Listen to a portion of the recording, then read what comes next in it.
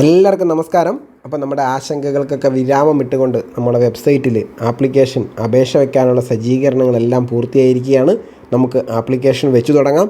കേട്ടറ്റ് special notification ഫെബ്രുവരി 2026.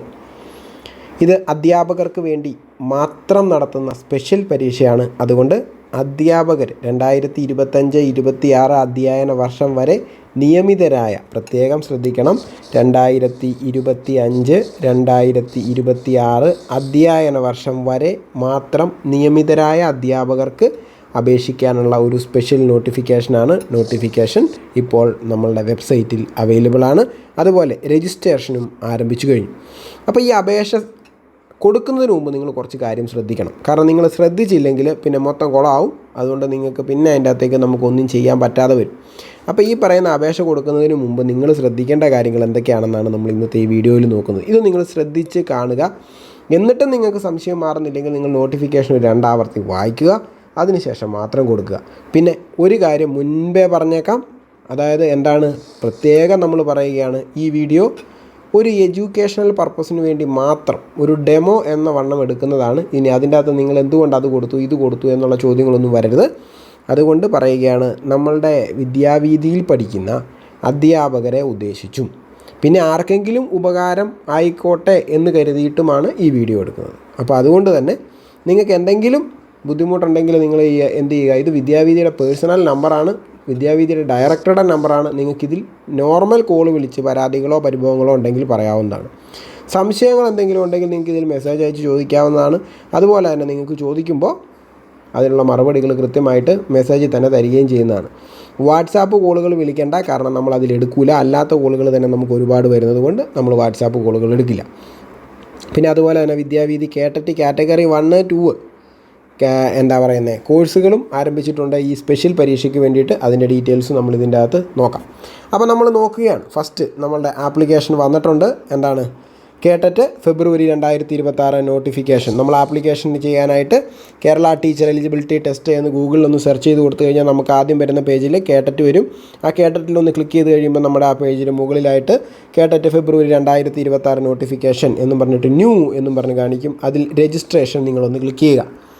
Registration നമ്മൾ click ചെയ്ത് കഴിയുമ്പോൾ വരുന്ന അടുത്ത പേജിൽ ഇങ്ങനെയാണ് വരുന്നത്.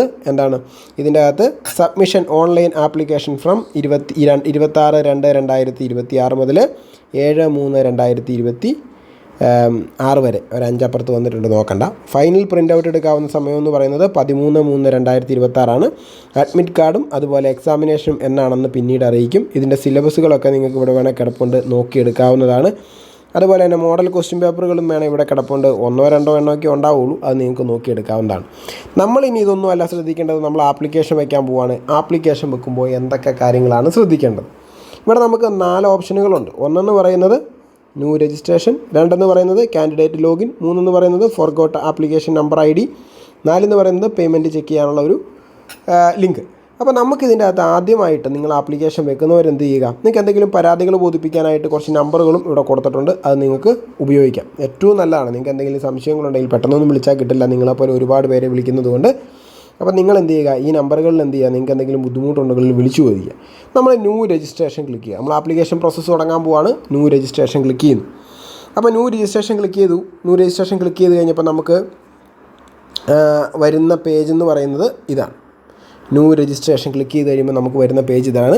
ഇതിൻ്റെ അകത്ത് ഫസ്റ്റത്തേത് എന്താണ്, എക്സാമിനേഷൻ രജിസ്ട്രേഷൻ ഇൻസ്ട്രക്ഷൻസ്. അവിടെ 3 പോയിൻറ്റുകൾ കൊടുത്തിട്ടുണ്ട്. 1 നോട്ടിഫിക്കേഷൻ നിങ്ങൾ വായിച്ചിട്ടുണ്ടോ, ഇല്ലെങ്കിൽ വായിച്ചു നോക്കുക.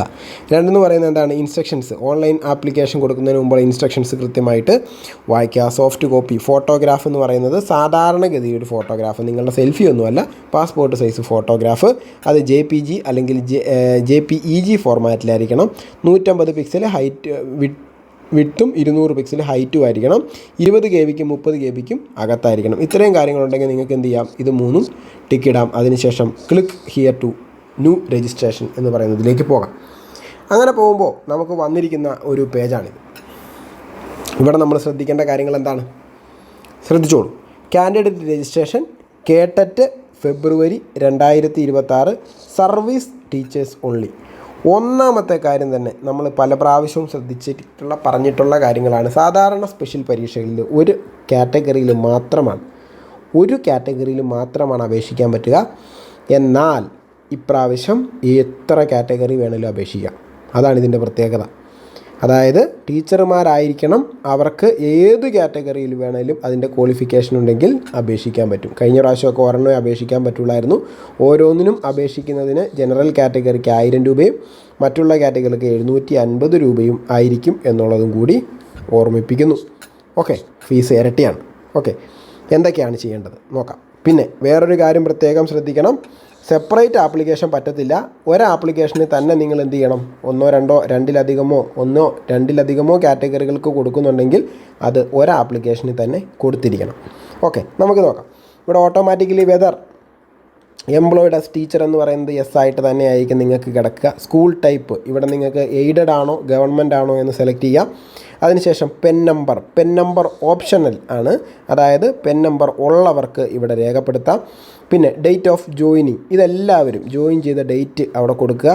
പിന്നെ നെയിം ഓഫ് ദി സ്കൂൾ, നിങ്ങളുടെ സ്കൂളിൻ്റെ പേര് കൊടുക്കുക, സ്കൂളിൻ്റെ കോഡ് കൊടുക്കുക. ശേഷം name of the school educational district, നിങ്ങളുടെ സ്കൂൾ സ്ഥിതി ചെയ്യുന്ന എഡ്യൂക്കേഷണൽ ഡിസ്ട്രിക്റ്റ് എവിടെയാണെന്ന് കൊടുക്കണം.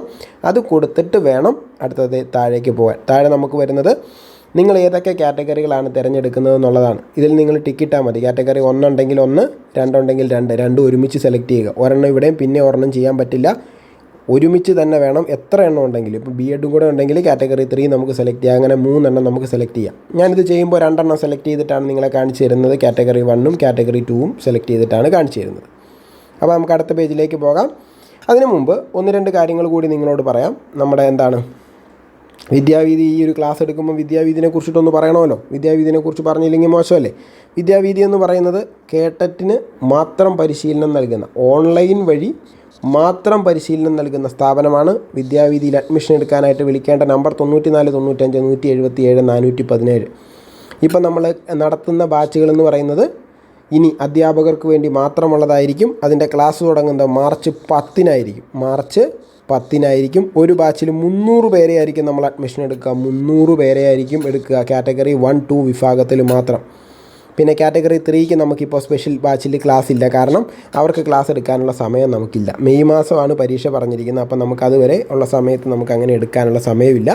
അതുകൊണ്ട് നമ്മുടെ ക്ലാസ് എന്ന് പറയുന്നത് രാത്രി 9 മണി മുതൽ 10 മണി വരെ ആയിരിക്കും. ചിലപ്പോൾ നമ്മളത് 8:30 മുതൽ 10 മണി വരെ ആക്കും. പിന്നെ നമ്മുടെ ക്ലാസ്സുകളെല്ലാം ഗൂഗിൾ മീറ്റ് വഴി ലൈവ് ക്ലാസ്സുകളാണ്. ഡെയിലി എല്ലാ ദിവസവും, ശനി ഞായറൊന്നും ഒഴിവില്ലാതെ എല്ലാ ദിവസവും രാത്രി ഈ പറഞ്ഞ സമയത്ത് നമുക്ക് ക്ലാസ് ഉണ്ടാവും. അതുപോലെ നിങ്ങൾക്ക് ലൈവ് ക്ലാസ്സുകൾ കാണാൻ എന്തെങ്കിലും ബുദ്ധിമുട്ട് പറ്റുകയോ വീണ്ടും അതൊന്നും കൂടെ കാണുകയോ ചെയ്യണമെങ്കിൽ നമ്മുടെ വിദ്യാവീതി ടീച്ചർ പ്ലസ് എന്ന് പറയുന്ന ആപ്ലിക്കേഷൻ വഴി നിങ്ങൾക്ക് എല്ലാ ദിവസത്തെ ക്ലാസ്സുകളും പിറ്റേന്ന് തന്നെ റെക്കോർഡഡ് വെർഷനായിട്ട് നമ്മൾ യൂട്യൂബിലൊക്കെ വീഡിയോ കാണുന്നത് പോലെ സ്ട്രീം ചെയ്യാവുന്നതാണ്. യാതൊരു ബുദ്ധിമുട്ടും ഉണ്ടായിരിക്കില്ല. പിന്നെ നിങ്ങൾക്ക് പഠിക്കാനുള്ള നോട്ടുകളൊക്കെ നമ്മൾ ക്ലാസ്സിൽ വെച്ച് തന്നെ നിങ്ങൾ എഴുതിപ്പിക്കുവാണ്. പിന്നെ നിങ്ങൾക്ക് എന്തെങ്കിലും തരണമെങ്കിൽ PDF ഒക്കെ തരണമെങ്കിൽ നമ്മൾ ആപ്ലിക്കേഷൻ വഴി നിങ്ങൾക്ക് തരും. പിന്നെ നമ്മുടെ ടീച്ചർമാരുടെ സംശയങ്ങളൊക്കെ നിർവഹിക്കാനുള്ള ടീച്ചർമാരുടെ കാര്യങ്ങളൊക്കെ നമ്മൾ ഉറപ്പാക്കും. അപ്പം നിങ്ങൾക്ക് എന്താ പറയുന്നത്, നമുക്ക് പരീക്ഷകൾ വളരെ കുറവാണ്. നമുക്ക് ഈ പറയുന്ന അധ്യാപകർക്ക് സെപ്റ്റംബർ 2027 ആകുമ്പോഴേക്കും കേട്ടിട്ട് എഴുതിയെടുത്തേ മതിയാവും. അപ്പോൾ നമുക്ക് മുമ്പ് കിട്ടുന്ന ഓരോ പരീക്ഷയും വളരെ വിലപ്പെട്ടതാണ്. അവിടെ നമ്മൾ എന്ത് ചെയ്യരുത്, റിസ്ക് എടുക്കാൻ നിൽക്കരുത്. അപ്പോൾ നിങ്ങൾ റിസ്ക് എടുക്കാൻ നിൽക്കാത്ത, വിജയിക്കാൻ ആഗ്രഹിക്കുന്ന ഒരാളാണെങ്കിൽ നമ്മൾ നിങ്ങളുടെ കൈപിടിക്കാൻ കൂടെ ഉണ്ടാവും. നിങ്ങൾക്ക് നമ്മളെ വിളിക്കാവുന്നതാണ്, അഡ്മിഷൻ എടുക്കാവുന്നതാണ്. ഓക്കെ, അടുത്തതിലേക്ക് പോകാം.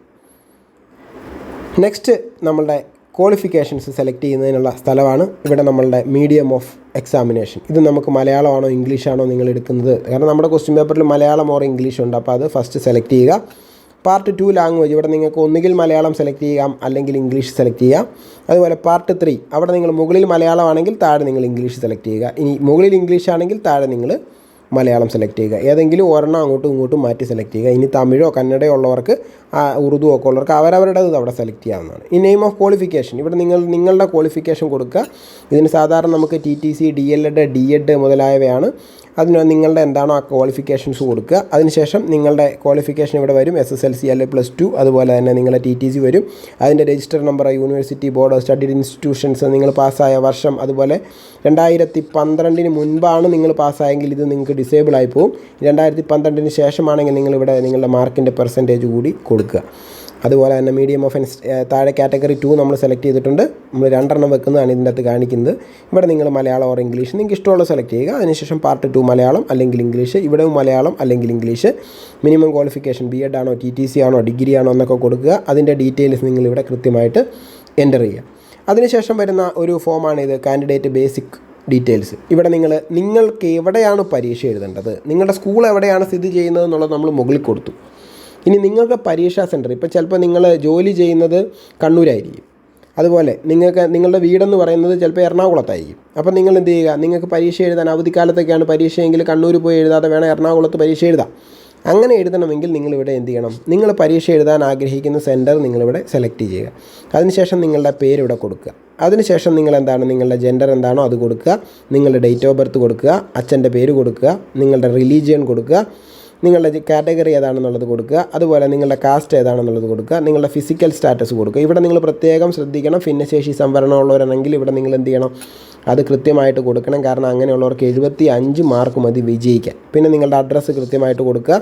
അതിനുശേഷം നിങ്ങളുടെ മൊബൈൽ നമ്പർ കൃത്യമായിട്ട് എൻ്റർ ചെയ്ത് കൊടുക്കുക. നിങ്ങളുടെ ഇമെയിൽ ID ഉണ്ടെങ്കിൽ കൊടുക്കാം, മാൻഡേറ്ററി അല്ല. അപ്പോൾ നിങ്ങൾക്ക് എക്സാമിനേഷൻ ഫീ കാണിക്കും. നമ്മളിവിടെ 2 സെലക്ട് ചെയ്തിരിക്കുന്നതുകൊണ്ട് ഇവിടെ എക്സാമിനേഷൻ ഫീ കാണിക്കും 2000 രൂപ.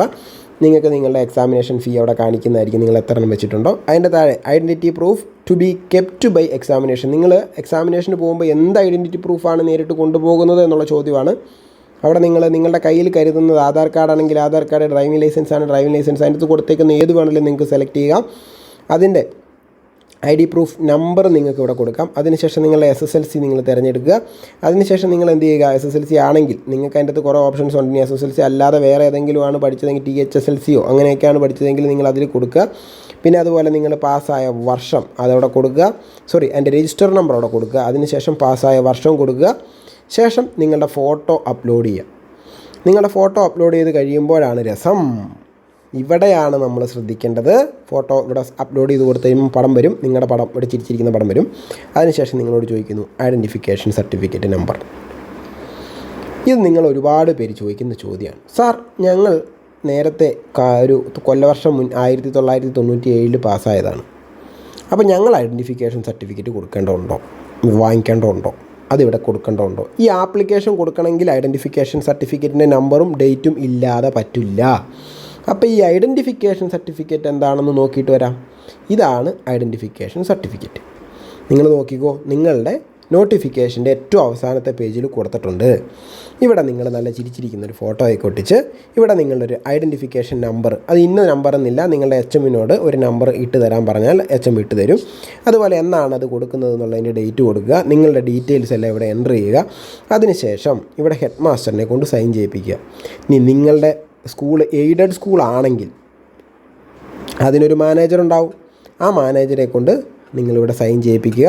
അതിനുശേഷം നിങ്ങളുടെ സ്കൂൾ AEOയുടെ അണ്ടറിലാണെങ്കിൽ AEOയ്ക്കും, ഹൈസ്കൂളൊക്കെ ആണെങ്കിൽ ഹൈസ്കൂൾ അറ്റാച്ച്ഡ് സ്കൂളുകളാണെങ്കിൽ DOയുടെ അണ്ടറിലായിരിക്കും. അപ്പോൾ DOനെ കൊണ്ടും ഒന്ന് കൗണ്ടർ സൈൻ ചെയ്യിപ്പിക്കുക. ഇതെല്ലാം എഴുതി കൗണ്ടർ സൈൻ ചെയ്യിപ്പിക്കുക.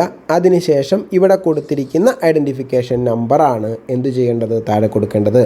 അപേക്ഷ സമർപ്പിക്കുമ്പോൾ സർവീസിലുള്ള അധ്യാപകർ, അനധ്യാപകർ പെൻ നമ്പർ രേഖപ്പെടുത്തേണ്ടതാണ്. പെൻ നമ്പർ ഇല്ലാത്ത അധ്യാപകർ വിജ്ഞാപനത്തിൽ അനുബന്ധമായി ചേർത്തിരിക്കുന്ന ഐഡൻറ്റിഫിക്കേഷൻ സർട്ടിഫിക്കറ്റ് നമ്പർ നിർബന്ധമായും വെബ്സൈറ്റിൽ അപ്ലോഡ് ചെയ്യേണ്ടതാണ്. ഇവിടെ എല്ലാവരും അത് ചെയ്താൽ മാത്രമാണ് എന്ത് ചെയ്യാൻ പറ്റുള്ളൂ, അടുത്ത പേജിലേക്ക് നമുക്ക് പോകാൻ പറ്റത്തുള്ളൂ. അപ്പോൾ അതുകൊണ്ട് ഇത് ആദ്യം റെഡിയാക്കി വെക്കുക.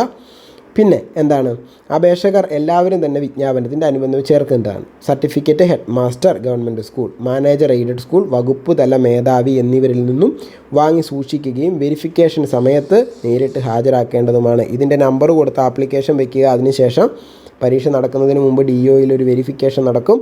ആ വെരിഫിക്കേഷൻ സമയത്ത് അത് അവിടെ കൊണ്ടുചെന്ന് കാണിച്ച് ബോധ്യപ്പെടുത്തേണ്ടതാണ്. അപ്പോൾ ഈ സാധനം എല്ലാവരും മേടിക്കണോ? എല്ലാവരും മേടിക്കണം. പിന്നെ ചിലർക്ക് സംശയം ഉണ്ടാവും, നമ്മളിപ്പോൾ കഴിഞ്ഞ പരീക്ഷ നിങ്ങൾ ചിലപ്പോൾ ബോർഡർ ലൈനിലോ അല്ലെങ്കിൽ കറക്റ്റ് മൊത്തത്തിലായിരിക്കും നിങ്ങൾ ജയിച്ച് നിൽക്കുമായിരിക്കും.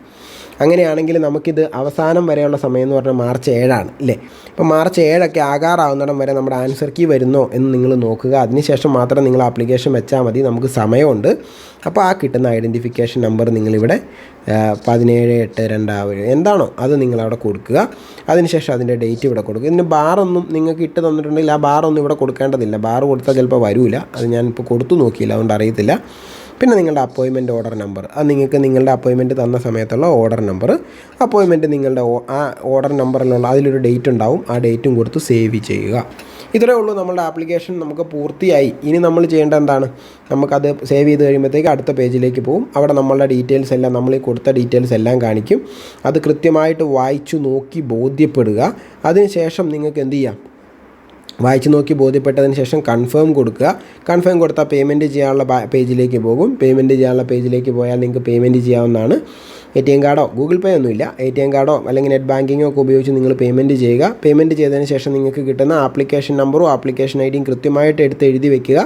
അതിൻ്റെ പ്രിൻ്റ് ഔട്ട് എടുത്ത് സൂക്ഷിക്കുക. പേയ്മെൻറ്റ് വരെ പക്ക ആണെങ്കിൽ മാത്രമാണ് നിങ്ങൾക്ക് ഹോൾ ടിക്കറ്റ് കിട്ടത്തുള്ളൂ എന്നുള്ളത് നിങ്ങൾ മനസ്സിലാക്കി വയ്ക്കുക. ഓക്കെ, അപ്പോൾ ഇത്രയും കാര്യങ്ങളേ ഉള്ളൂ. അപ്പം നമ്മുടെ വിദ്യാവീതിയുടെ അഡ്മിഷനെ കുറിച്ച് ഒന്നുകൂടി പറയാം. വിദ്യാവീതിയിൽ കേട്ടറ്റ് കാറ്റഗറി 1, 2 എന്നിവയ്ക്ക് മാത്രമാണ് പരിശീലനമുള്ളൂ. അതും എല്ലാം തിരിച്ച് തന്നെ കൊടുക്കും. നിങ്ങൾക്ക് താല്പര്യമുണ്ടെങ്കിൽ വിളിക്കാം. ഫീസൊക്കെ ഇച്ചിരി കൂടുതലാണ്, പക്ഷേ നിങ്ങൾ ജയിപ്പിക്കും എന്നുള്ള കാര്യം നമ്മൾ ഗ്യാരണ്ടിയാണ്. നമ്മളെക്കുറിച്ച് നന്നായിട്ട് അന്വേഷിച്ചിട്ട് വന്നാൽ മതി. നമ്മൾ 2ലും കൂടി 300 പേരെ എടുക്കുകയുള്ളൂ. ആദ്യം ഫീസ് അടയ്ക്കുന്ന 300 പേർക്ക് മാത്രമായിരിക്കും വിദ്യാവീതിയിൽ പ്രവേശനം അനുവദിക്കുക. അപ്പോൾ എല്ലാവർക്കും നന്ദി, നമസ്കാരം. നമുക്ക് അടുത്ത വിജയത്തിൽ സന്തോഷിക്കാം.